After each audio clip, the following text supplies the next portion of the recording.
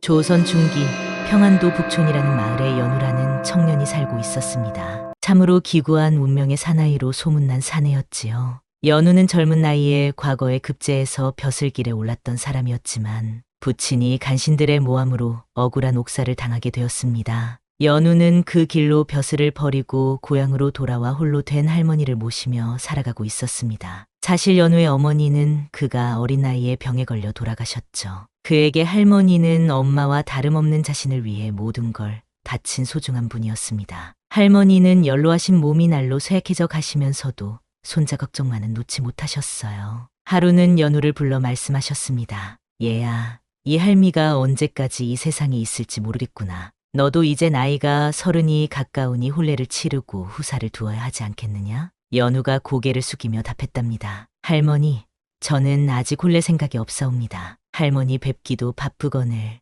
아니다. 얘야, 내가 이미 중매쟁이를 통해 좋은 혼담을 알아보았느니라. 할머니 말씀이 그러셨어요. 중부 지방의 대가문인 송가의 맏딸로 나이는 26이지만 덕이 높고 인물이 고와 고을에서도 소문난 처녀라고 하는구나. 이름은 설이라고 한다. 연우 마음이 복잡해졌습니다. 몰락한 집안의 청년이 대가문의 딸과 혼인한다는 것.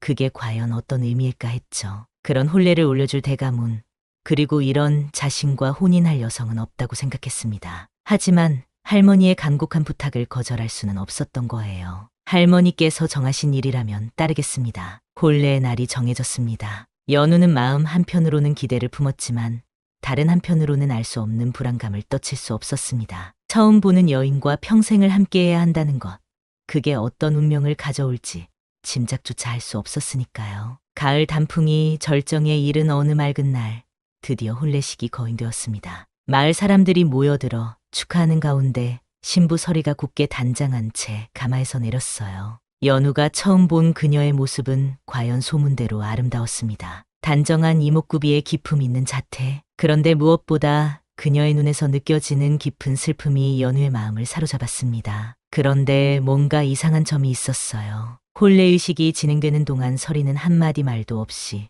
고개만 숙인 채 있었습니다. 또한 신부의 혼례복이 너무 넉넉히 커 보였던 것이지요. 연우는 그녀도 급하게 혼례를 준비하고 오늘의 낯설음과 긴장 때문에 그런 것이라고 생각했답니다. 하지만 예식이 끝나고 신방으로 들어선 후에도 설이는 여전히 말이 없었고 오히려 안색이 점점 창백해져 갔습니다. 부인, 괜찮으십니까? 연우가 다정하게 말을 걸었지만 설이는 대답하지 않았어요. 그녀는 마치 무언가를 견디려는 듯 사시나무 떨듯 몸을 떨고 있었거든요. 연우는 그녀가 너무 긴장한 것이라고 여기고 따뜻한 차 한 잔을 끓여 건넸습니다. 천천히 드십시오. 저는 서두르지 않겠습니다. 그의 배려 깊은 말에 설이가 잠시 고개를 들어 그를 바라보았습니다. 그 순간 연우는 그녀의 눈에서 감사함과 동시에 깊은 두려움을 읽을 수 있었어요. 무엇을 그리 두려워하는 걸까요? 연우는 궁금했지만 성급하게 묻지 않았어요. 이렇게 두 사람의 기구한 인연이 시작되었습니다. 그런데 그렇게 첫날 밤의 자정이 가까워 올 무렵에 정말 놀라운 일이 벌어졌습니다. 설이가 갑자기 몸을 웅크리며 신음을 터뜨린 거예요. 연우는 깜짝 놀라 그녀에게 다가갔습니다. 부인, 어디가 아프십니까? 설이는 대답하지 못하고 고통에 몸부림쳤어요. 그녀의 얼굴은 땀으로 범벅이 되었고 숨소리는 점점 거칠어졌어요. 연우가 자세히 보니 그녀의 치맛자락 아래로 피가 스며들고 있었습니다. 순간 연우는 이게 무슨 상황인지 깨달았어요. 설이는 아이를 가지고 있었던 거예요. 부인, 제가 도와드리겠습니다. 두려워하지 마십시오. 놀라운 건 연우의 반응이었어요. 놀라기보다는 오히려 침착하게 행동했거든요. 그는 급히 뜨거운 물을 끓이고 깨끗한 천을 준비했습니다. 설이의 고통은 점점 더 심해졌고 그녀는 입술을 깨물며 신음을 참으려 했어요.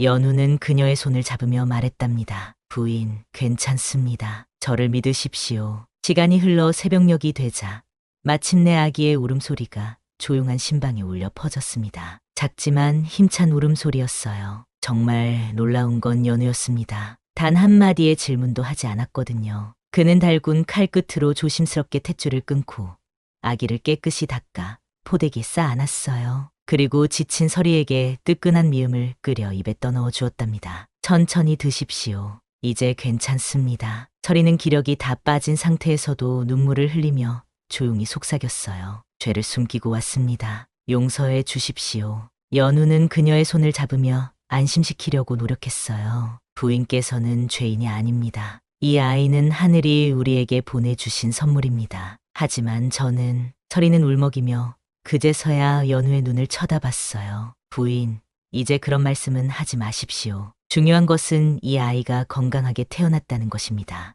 연우는 아기를 품에 안고 바라보았어요. 작은 손가락, 작은 발가락, 그리고 평온하게 잠든 얼굴을 말이죠. 이 아이가 어떤 사연으로 태어났든 상관없었던 거예요. 지금 이 순간, 이 작은 생명이 그의 품 안에 있다는 것만이 중요했거든요. 서리는 연우의 반응을 보며 놀랐습니다. 그녀는 남편이 분노하거나 실망할 것이라고 생각했는데 연우는 오히려 자신과 아이를 위해 애쓰고 있었으니까요. 그의 넓은 포용력 앞에서 서리는 처음으로 안도의 눈물을 흘렸답니다. 서방님, 정말 괜찮으신 겁니까? 부인, 우리는 이제 진정한 가족입니다. 이 아이를 통해 맺어진 인연을 소중히 여기겠습니다. 그날 밤, 세 사람은 조용히 서로를 바라보며 새로운 시작을 맞이했어요. 연우는 아기를 내려다보며 마음속으로 다짐했어요. 이 아이가 떳떳하게 살아갈 수 있도록, 그리고 서리가 다시 웃을 수 있도록 최선을 다하겠다고 말이죠. 다음 날 새벽, 그들은 갓난아기를 품에 안고 뒷산의 큰 소나무 아래로 향했습니다. 아직 할머니와 마을 사람들이 잠들어 있는 고요한 시간이었어요. 그는 아기를 나무 아래 푸근한 곳에 조심스럽게 뉘어놓고 그 작은 이마에 입을 맞췄답니다. 얘야, 아비가 잠시 너를 여기 두고 간다. 하지만 반드시 데리러 올 테니 걱정하지 마라. 연우는 아기의 이름을 지었어요. 현진, 어진 별이라는 뜻이었거든요. 이 아이가 어둠 같은 상황에서 태어났지만 밝은 별처럼 빛나는 삶을 살기를 바라는 마음이었죠. 현진아, 너는 귀한 별이다. 아비가 너를 자랑스러운 아들로 키우겠다. 연우는 아기가 추워하지 않도록 두툼한 포대기로 꼼꼼히 감싸주었어요. 그리고 마을로 돌아가 할머니께 말씀드렸답니다. 할머니, 뒷산에 산책을 나갔다가 이상한 일을 목격했습니다. 함께 가보시지 않겠습니까? 호기심과 걱정 어린 마음으로 할머니는 연우와 함께 뒷산으로 향했어요. 마을 사람 몇 명도 소식을 듣고 따라왔죠. 그들이 소나무 아래에 이르렀을 때 현지는 천사처럼 평온하게 잠들어 있었거든요. 어머나, 이게 어찌 된 일이냐? 할머니와 마을 사람들이 놀라워하자 연우는 마치 자신도 처음 보는 것처럼 연기했어요. 하늘이 내려주신 듯합니다. 어찌 이런 곳에 갓난아기가 있을 수 있겠습니까? 마을 사람들이 수군거렸죠. 정말 신기한 일이로군. 하늘이 보내주신 복동이 분명해. 연우댁에 복이 들어온 것 같소. 할머니는 아기를 품에 안으며 말씀하셨어요. 이는 틀림없이 하늘이 우리 집안에 내려주신 복동이로구나. 연우야, 이 아이를 우리가 보살펴야겠구나. 예, 할머니, 그렇게 하겠습니다. 집으로 돌아온 연우는 서리를 조용히 불러 사정을 말했어요. 서리는 아무 말 없이 눈물만 흘렸답니다. 연우는 그녀를 향해 고개를 끄덕이며 말했어요. 부인, 이제 우리는 진짜 가족입니다. 현진이는 우리의 소중한 아들입니다. 서리가 떨리는 목소리로 말했어요. 서방님, 정말 괜찮으신 겁니까? 저 같은 여자가. 부인, 그런 말씀은 하지 마십시오. 현진이를 보십시오. 얼마나 예쁩니까? 이 아이 덕분에 우리가 만났고 이 아이 덕분에 진정한 가족이 되었습니다. 연우는 현진을 안아 올리며 말했답니다. 현진아, 너는 이제 우리 집안의 큰 별이다. 아비와 어미가 너를 사랑으로 키울 것이다. 그날부터 연우의 집에는 아기 울음소리와 웃음소리가 끊이지 않았어요. 할머니는 손자를 얻었다며 기뻐하셨고 서리는 조금씩 마음의 문을 열기 시작했죠. 마을 사람들도 하늘이 내려준 복동이라며 현진을 귀여워했거든요. 연우는 현진을 바라보며 다짐했답니다. 이 아이가 자라서 자신의 출생에 대해 묻게 되면 그때는 진실을 말해주겠다고요. 하지만 그 전까지는 이 아이가 사랑받고 있다는 것만 알게 해주겠다고 말이에요. 연우의 지혜로운 계획이 성공한 셈이었습니다. 서리는 정말 대단한 여자였어요. 매일같이 현진을 품에 안고 시어머니를 정성껏 모셨거든요. 그녀는 여전히 말수가 적었지만 그 손끝에는 거짓이 없었답니다. 아침 일찍 일어나 밥을 짓고 할머니의 약을 다리며 아기를 돌보는 일에 전력을 다했어요. 마을 사람들은 처음에는 수근거렸죠. 아무래도 뒷사연이 있는 여자 같은데 나이도 많고 말도 없고 좀 이상해 보이지 않소? 하지만 시간이 지나면서 그들의 시선이 달라졌어요. 서리의 정성스러운 모습과 현진을 대하는 자애로운 모습을 보면서 마을 사람들은 점차 그녀를 인정하게 되었거든요. 저렇게 정성스럽게 주워온 아이와 시어머니를 모시는 며느리가 어디 있겠소? 아이를 키우는 모습을 보니 진짜 어머니 같아 보이는군. 한편 연우는 다시 글씨를 쓰기 시작했습니다. 집안 형편이 어려워 농사일도 해야 했지만 밤이면 등불 아래에서 경전을 읽고 시를 지었어요. 그의 학문적 소양은 결코 녹슬지 않았거든요. 하루는 고을 원님이 연우를 찾아왔어요. 연우, 그대의 글씨와 학문을 들었노라. 관아의 중요한 문서를 필사하는 일을 맡아주겠는가? 연우는 망설였답니다. 집안일과 농사일로도 바쁜데 관아 일까지 맡는다면 가족들에게 소홀해질 수 있었거든요. 그런데 서리가 조용히 말했습니다. 서방님, 하십시오. 제가 집안일은 다 맡겠습니다. 서리가 혼인 후 처음으로 자신의 의견을 표현한 순간이었습니다. 연우는 그녀의 격려에 힘을 얻어 관아 일을 시작했답니다. 연우의 성실함과 정확한 필사 솜씨는 곧 관아에서 소문이 났어요. 그의 글씨는 아름다웠을 뿐만 아니라 내용도 정확했거든요. 원님은 점점 더 중요한 일을 그에게 맡겼고 연우의 명성은 고을을 넘어서 널리 알려지게 되었습니다. 그러던 어느 날 조정에서 특별 과거 시험을 실시한다는 소식이 전해졌어요. 재능 있는 인재를 등용하기 위한 특별 시험이었거든요. 원님이 직접 연우를 찾아와 권했답니다. 연우, 그대의 실력이면 충분히 합격할 수 있을 것이오. 이 기회를 놓치지 마시오. 연우는 고민에 빠졌어요. 현진을 바라보며 마음속으로 물었죠. 과거에 급제한다면 이 아이에게 더 나은 미래를 줄 수 있을 거예요. 하지만 공부에 전념하려면 가족들과 떨어져 지내야 했거든요. 서리는 그런 남편의 고민을 알고 있었어요. 서방님, 가십시오. 하지만 현진이와 할머니를 제가 있지 않습니까? 서방님께서 성공하시는 것이 우리 가족 모두를 위한 일입니다. 현진이도 나중에 아버지를 자랑스러워할 것입니다. 저에게 베풀어 주신 것에 비하면 이건 아무 일도 아닙니다. 꿈을 향해 더 나아가세요. 연우는 현진을 품에 안고 말했어요. 현진아, 아비가 너를 떳떳한 아들로 만들어 주겠다. 이 아이가 나를 자랑스럽게 여기게 하리라. 할머니도 손자를 격려하셨죠. 얘야, 가거라. 내 아비처럼 억울하게 당하지 말고 당당하게 벼슬을 해라. 연우는 가족들의 격려와 축복을 받고 한양으로 떠날 준비를 했어요. 떠나기 전 밤 그는 서리에게 말했답니다. 부인, 제가 돌아올 때까지 수고스럽겠지만 가족을 부탁드립니다. 서방님, 걱정하지 마십시오. 저희는 서방님을 기다리고 있겠습니다. 연우는 가족들의 응원이 얼마나 소중했는지 모릅니다. 연우가 한양으로 떠난 지 몇 달이 지났어요. 그동안 서리는 혼자서 현진을 키우며 할머니를 모시고 있었어요.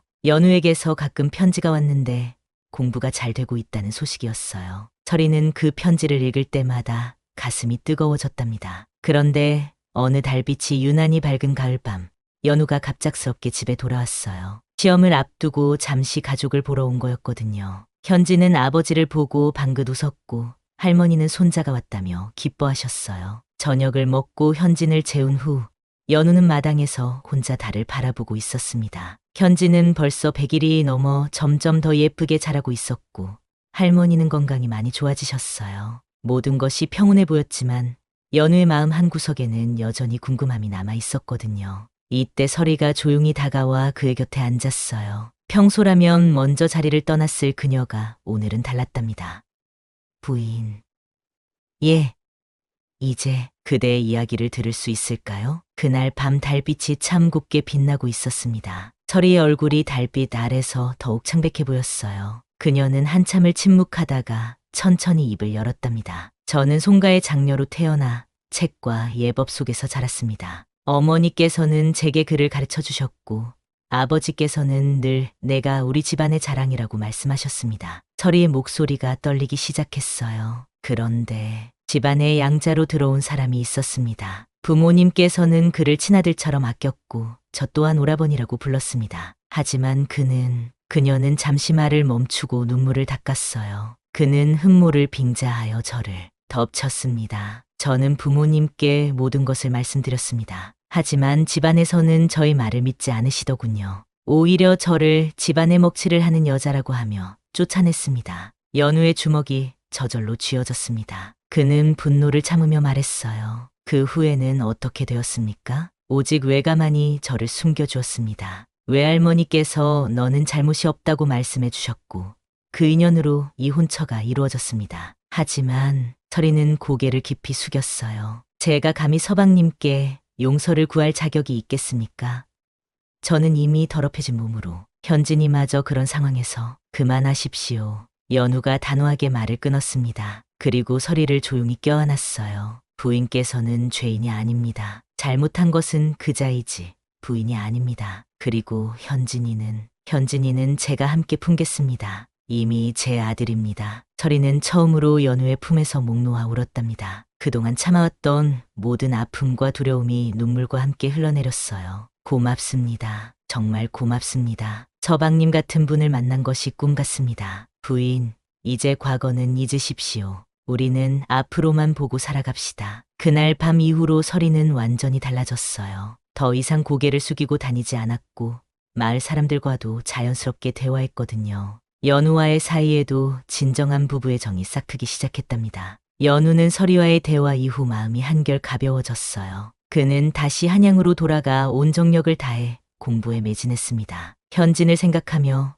서리를 생각하며 이 가족이 떳떳하게 살 수 있는 그날을 그리며 밤낮 없이 글을 읽었답니다. 마침내 시험날이 되었어요. 연우는 차분하게 문제를 풀어나갔습니다. 경전에 대한 해석, 시부, 정책론까지 모든 과목에서 그는 자신의 실력을 유감없이 발휘했거든요. 특히 정책론에서는 백성을 위한 정치의 중요성을 역설하며 자신의 철학을 담아 썼어요. 며칠 후 합격자 발표가 있었습니다. 드디어 연우의 이름이 장원으로 불렸졌어요. 주변 사람들이 축하 인사를 건넸지만 연우의 머릿속에는 오직 고향에 있는 가족들의 얼굴만 떠올랐답니다. 현진아, 서리야, 할머니, 이제 우리가 떳떳하게 살 수 있게 되었다. 그런데 기쁨도 잠시였어요. 뜻밖의 일이 벌어진 겁니다. 서리의 과거가 조정에 알려진 거예요. 몇몇 신하들이 장원급제자의 부인이 불륜으로 낳은 아이를 키우고 있다며 문제를 제기했답니다. 가족 관리도 제대로 못하는 이런 자를 관리로 등용할 수 있겠습니까? 가문의 정체성도 모호하고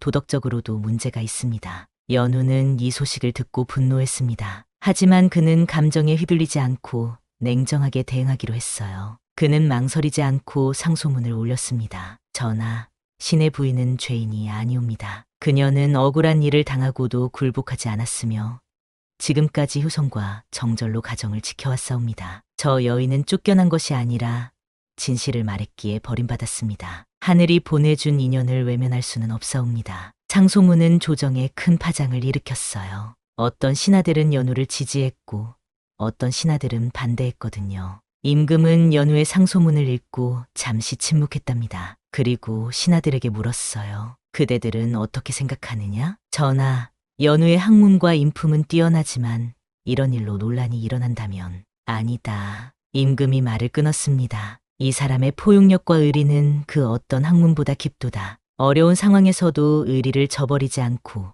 약자를 보호하려는 마음가짐이야말로 진정한 선비정신이 아니겠느냐? 임금님께선 단호하게 결정을 알리셨습니다. 연우를 정삼품 참의에 제수하노라. 이런 인재야말로 우리 조선이 필요로 하는 사람이다. 연우는 임금의 결정에 감격했어요. 그는 즉시 고향으로 달려가 가족들에게 소식을 전했거든요. 서리는 남편의 성공에 기뻐하면서도 한편으로는 걱정했답니다. 서방님, 저 때문에 혹시 문제가 생기지는 않을까요? 부인, 임금께서 우리의 사랑을 인정해 주셨습니다. 이제 아무도 우리를 함부로 말할 수 없습니다. 현진은 아버지의 품에서 방긋 웃었어요. 연우는 아들을 높이 들어 올리며 말했습니다. 현진아, 이제 내가 떳떳한 벼사치의 아들이 되었구나. 임금님의 깊은 뜻이 연우에게 날개를 달아준 것이지요. 연우가 참의에 제수되었다는 소식이 고향에 전해지자 마을은 축제 분위기가 되었어요. 특히 서리의 과거가 알려졌음에도 불구하고 임금께서 연우를 더욱 높은 벼슬에 임명했다는 것은 그들의 사랑이 정당하다는 것을 공인받은 셈이었거든요. 마을 사람들도 이제 서리를 보는 눈이 완전히 달라졌어요. 역시 타고난 덕은 숨길 수 없구나. 저런 여인이야말로 진정한 부덕을 갖춘 사람이지. 연우 영감이 복이 많은 사람이야. 좋은 부인을 만났어. 하루는 연우가 서리에게 말했어요. 그대가 다시 그 이름으로 당당하게 살아갈 수 있기를 바라오. 종서리, 그 이름은 흙이 아니라 보석이오. 서리가 처음으로 환하게 웃었습니다. 그동안 감춰왔던 미소가 꽃처럼 피어났어요. 연우는 그런 서리의 꽃 같은 미소의 행복함을 감출 수가 없었어요. 서방님 덕분에 제가 다시 살 수 있었습니다. 이제 정말 행복합니다. 이때 현진이 아장아장 걸어와 아버지 하고 연우의 다리를 붙잡았답니다. 연우는 아이를 높이 들어 올리며 활짝 웃었어요. 현진아, 아비가 너를 자랑스럽게 키워주마. 그 후 서리는 둘째 아이를 가졌습니다. 이번에는 정말로 연우의 아이였거든요. 서리는 임신 소식을 알렸을 때 연우가 어떤 반응을 보일지 걱정했지만 연우는 현진을 낳았을 때와 똑같이 기뻐했어요. 부인, 정말 기쁩니다. 현진이에게 동생이 생기는군요. 둘째 아들이 태어나고 자라면서 형제는 누구보다 우애가 좋았어요. 현진은 동생을 무척 아꼈고 둘 다 총명하여 마을에서는 신동 형제라고 불렸거든요.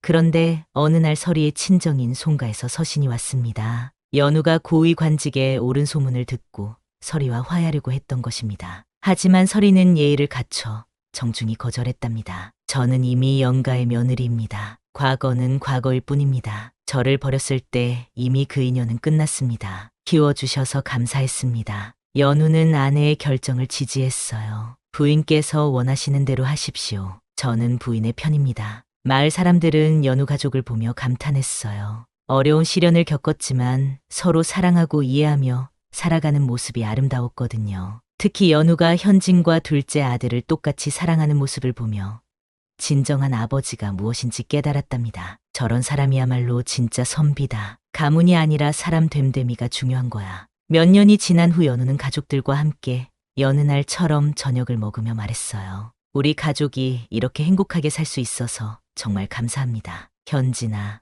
너희 형제가 자랑스럽다. 현진은 아버지에게 말했답니다. 아버지, 저도 아버지처럼 훌륭한 사람이 되겠습니다. 그래, 현진아. 하지만 무엇보다 정직하고 선한 마음을 가진 사람이 되거라. 그날 밤 연우와 서리는 잠든 아이들을 바라보며 행복을 느꼈어요. 험난한 길을 걸어왔지만 이제 진정한 가족의 행복을 얻었거든요. 정말 아름다운 가족이 완성되었죠. 세월이 흘러 연우는 승지를 거쳐 육판서까지 지내게 되었습니다. 그의 청렴함과 능력은 조정에서 널리 인정받았고 임금의 신임도 두터웠어요. 그는 특히 백성들의 어려움을 헤아리는 정책을 많이 제안했는데 이건 모두 자신의 경험에서 우러나온 것이었거든요. 집안은 다시 융성해졌고 서리는 전국의 여인들 사이에서 숨겨진 덕녀라고 불렸어요. 그녀의 이야기는 입에서 입으로 전해져 어려운 상황에 처한 여인들에게 희망을 주었답니다. 현진은 18세의 문과에 급제하여 가문을 더욱 빛냈습니다. 둘째 아들도 무과에 급제하여 형제가 모두 출세하게 되었어요. 현진은 아버지의 뒤를 이어 청렴한 관리가 되었고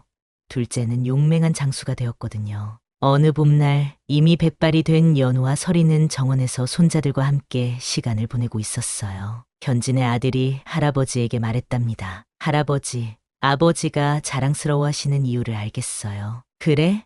왜 그런 생각이 드니? 할아버지께서 보여주신 사랑과 용서가 우리 가족을 만들었잖아요. 연우는 손자의 말에 감동했어요. 그는 서리의 손을 잡으며 말했습니다. 그때 그 밤을 생각해보면 참으로 신기하오. 만약 내가 다르게 행동했다면 어떻게 되었을까요? 서리는 남편의 손을 잡으며 답했답니다. 중요한 것은 서방님께서 저를 있는 그대로 받아주셨다는 것입니다. 서리가 자신을 받아줘 고맙다는 말에 대한 연우의 대답은 항상 같았어요. 아니요.